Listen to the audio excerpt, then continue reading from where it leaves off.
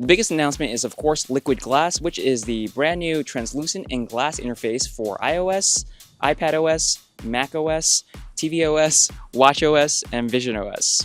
As the name suggests, it is based on glass. If you've seen visionOS before, you'll know what to expect. In the very beginning, there was skeuomorphism, which was an imitation of real-life objects in the real world. So think materials like leather or wood. Then in 2013, we got iOS 7, which flattened everything. And now we've got liquid glass. And just like glass, the buttons and the menu bars all reflect and refract light. It's a really neat effect. I just got a few minutes to check out iOS 26, and I gotta say, it looks way cooler in person. Buttons finally feel like buttons again, which means it's really easy to know where you're tapping, and the translucency of the menu bars really helps contextualize that it's sitting on top of your content. Other really cool thing about the interface is that it feels really organic. If you've ever seen an iPhone with the dynamic island, you'll know exactly what I mean. There's a viscosity to the way the animations wiggle and jiggle and kind of like bubble. I got to take a look at the menu bar inside of the music app, and when you tap on different icons, it actually magnifies kind of the edges. The other breakout announcement was multitasking on iPadOS 26. Now apps can open in Windows just like they could on a Mac. The windows themselves are just like on macOS. They have proper close, minimize, and resize buttons in the upper left. You can also rearrange the windows anywhere on your home screen, just like on macOS.